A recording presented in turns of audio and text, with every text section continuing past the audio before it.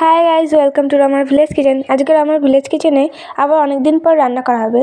আজকে রান্না করা হবে আমার ভিলেজ কিচেনে মোচার বড়া দিয়ে একটা তরকারি। মোচার বড়া দিয়ে তরকারিটা রান্না করার জন্য প্রথমে এইভাবে মোচা ছাড়িয়ে নিতে হবে।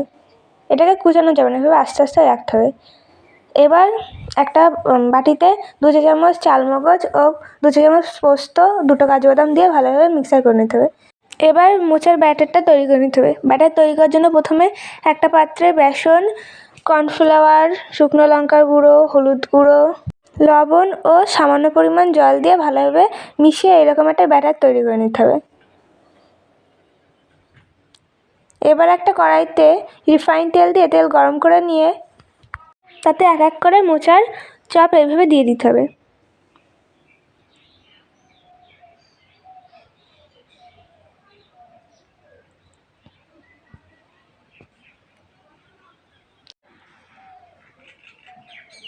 তারপর উল্টে পাল্টে ভালোভাবে ভেজে নেওয়ার পর একটা পাত্রে তুলে নিতে হবে। সমস্ত বড়া তৈরি করা হয়ে গেলে এবার সেই তেলেই দিয়ে দিতে হবে শুকনো লঙ্কা ও জিরে ফোড়ন। তারপর তাতে টমেটো কুচি দিয়ে দিতে হবে।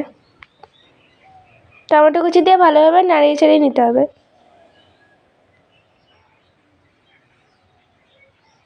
এবার তাতে আদা বাটা দিয়ে ভালোভাবে নাড়িয়ে চাড়িয়ে নিতে হবে।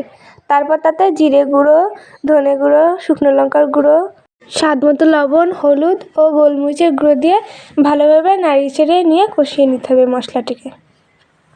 মশলা কষানো হয়ে গেলে তাতে অল্প অল্প জল দিয়ে এইভাবে নাড়িয়ে চাড়িয়ে নিতে হবে। মশলা কষানো হয়ে গেলে এবার তাতে টক দই দিয়ে দিতে হবে।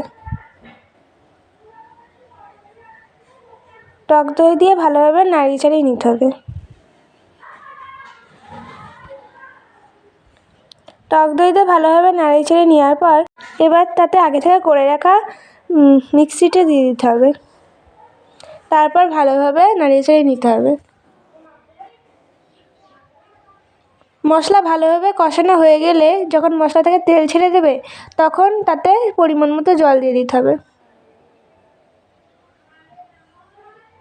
জল এইরকম হয়ে আসলে আগে থেকে ভেজে রাখা বড়াগুলো দিয়ে দিতে হবে।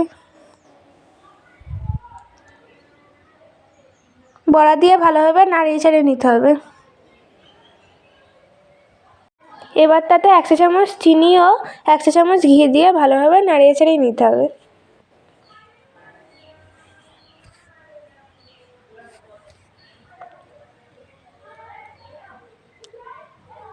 ভালোভাবে নাড়িয়ে চাড়িয়ে নেওয়ার পর যখন প্রায় তরকারিটা হয়ে আসবে তখন তাতে গরম মশলার গুঁড়ো দিয়ে নামিয়ে পরিবেশন করতে হবে।